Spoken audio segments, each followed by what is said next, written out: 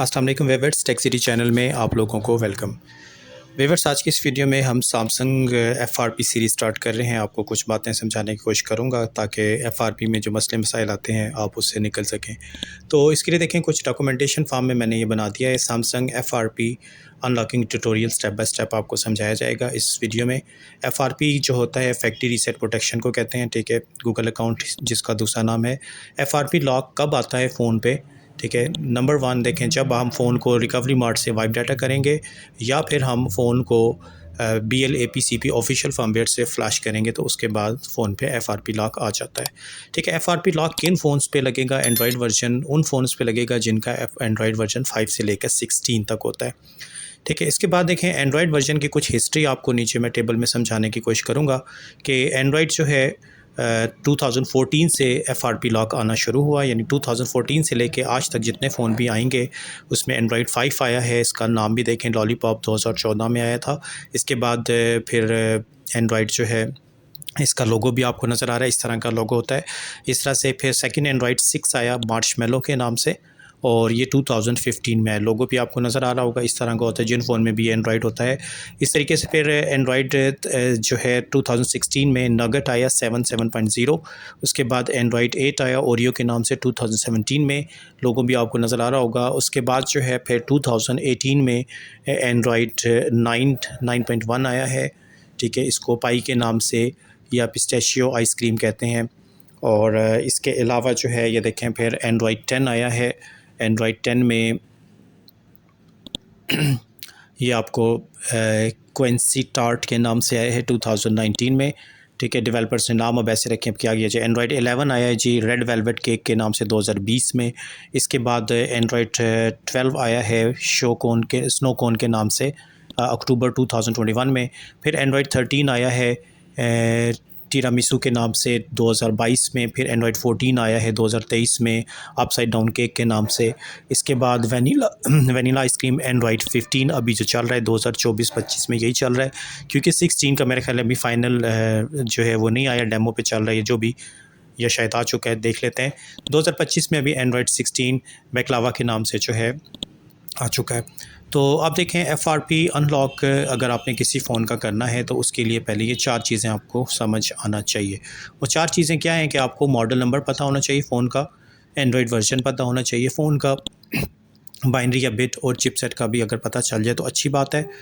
और tutorial for easy understand these information like, देखें एक आपको एग्जांपल के तौर पे समझाएं। हम फ़र्ज़ करें सैमसंग A06 है, इसका मॉडल नंबर A065F होता है। तो अगर आप इसको रिकवरी मोड पे इसकी इंफॉर्मेशन लेंगे तो कुछ इस तरीके से आएगा, ठीक है। A065FXXS5BY। तो इसको मैंने 3 हिस्सों में डिवाइड किया। जो ग्रीन वाला पोर्शन है ये फ़ोन का मॉडल नंबर होता है। उसके बाद S या U के साथ जो नंबर होते हैं इसकी बाइनरी या बिट होती है, ठीक है। और लास्ट रेड वाला इसको ज़रूरी नहीं है फॉलो करना, ठीक है। आउट कंट्री में तो पाकिस्तान में ज़रूरत नहीं पड़ेगी, ये कंट्री रीजन होता है, इसी कंट्री के सॉफ्टवेयर पे कोशिश करना चाहिए फ़ोन को फ्लैश किया जाए, ठीक है जी। ये इस तरीके से इन्फॉर्मेशन को रीड किया जाता है। उम्मीद है कि बात आपकी समझ में आ रही होगी।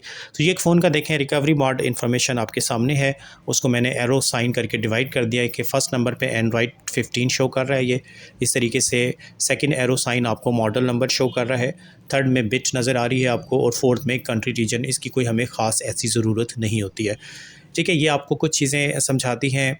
और इसके बाद देखें आगे अगर हम चलते हैं तो यही चीज़ें ऊपर नज़र आ रही हैं। अब देखें, एफआरपी अनलॉक करने के लिए सैमसंग के फ़ोन को पहले ग्रुप वाइज डिवाइड करना होता है, ठीक है। Samsung FRP reset group wise mobiles. सबसे पहले फ़ोन के 2 ग्रुप बनाने होते हैं कि आपने देखना है कि एंड्रॉयड 5-6 वाला फ़ोन है या 7 से 16 वाला है।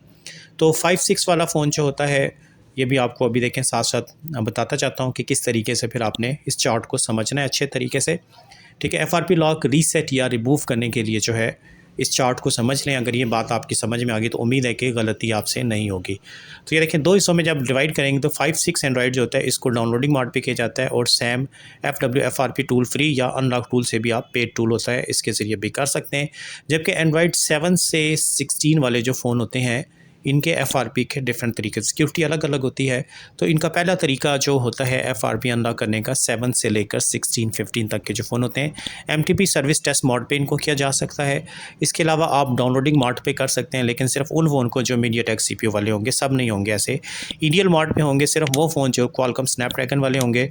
टेस्ट पॉइंट पे MTK SPD क्वालकॉम और कुछ एक्जीनोस को भी किया जा सकता है। ऑनलाइन FRP अनलॉक भी हो जाती है इनकी। इसके अलावा आप इसको प्रीलोडर मोड पे भी कर सकते हैं, लेकिन ये सिर्फ MTK के नए फ़ोन जो हैं, नए एंड्रॉयड वाले, उनको कर सकेंगे। और ऑफिशियल फ्लैशिंग जो है एंड्रॉयड 14 15 को आप फ्लैश करके भी FRP लॉक हटा सकते हैं।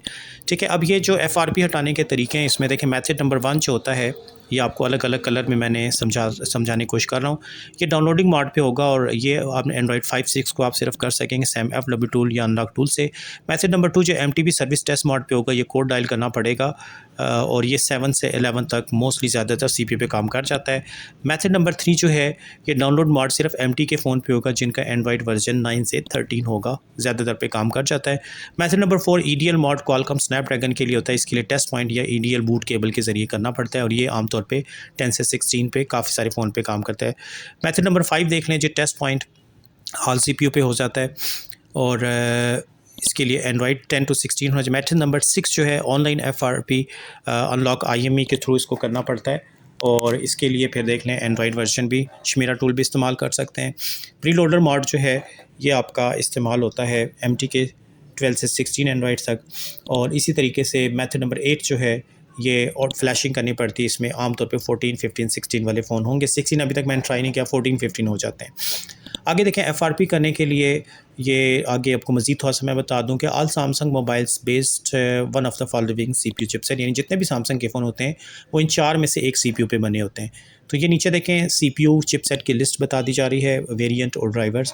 तो एक्जीनोस के ऊपर इनके ऑफिशियल फ़ोन आते हैं, ठीक है, ऑफिशियल वेरिएंट, और इसके लिए सैमसंग USB ड्राइवर काम करता है। क्वालकॉम स्नैपड्रैगन के साथ चाइना वेरिएंट आता है, इसके लिए क्वालकॉम के USB ड्राइवर करने पड़ते हैं। मीडियाटेक के लिए ये भी चाइना वेरिएंट है, मीडियाटेक के ऊपर भी आता है, ये 2 ड्राइवर्स चाहिए होते हैं इसके लिए। और यूनिसॉक्स पैटर्न पे भी सैमसंग का फ़ोन आता है, इसके लिए भी SPD का ड्राइवर करना पड़ता है। तो देखें FRP स्टार्ट करने से पहले नीचे मैंने एक टेबल बनाया, मेरे पास अभी अवेलेबल जो मॉडल्स हैं उन मॉडल पे मैं आपको स्टेप बाय स्टेप करके दिखाऊंगा कि किस तरीके से किया जाता है। और एक तरीकाकार आपने समझना है, इससे हट के भी मॉडल आएंगे। तो इस फार्मूले को अगर आप सामने रखें तो उम्मीद है कि FRP आपसे हर तरह के फ़ोन का हो जाएगा। तो सैमसंग J2 है जी, इसका ये देख लें सारा फैक्ट्री मॉडल नंबर क्या है, उसके बाद recovery information, binary, Android chipset.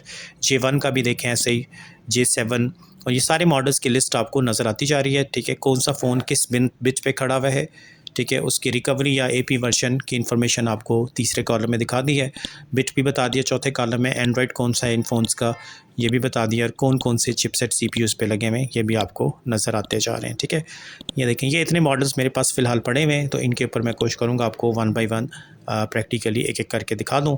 इस पर थोड़ा सा टाइम भी लगेगा। तो ये थी जी कुछ सैमसंग का FRP करने के लिए बेसिक इन्फॉर्मेशन। अगर आपको ये बात समझ आ जाएगी तो आपके लिए काम करने में काफ़ी आसानी हो जाएगी। तो नेक्स्ट पार्ट में इंशाल्लाह प्रैक्टिकली हम स्टार्ट करेंगे। तो इस वीडियो में व्यूअर्स इतने रखते हैं, नेक्स्ट वीडियो के साथ फिर इंशाल्लाह ताला हाज़िर होऊंगा। तब तक के लिए अल्लाह हाफ़िज़।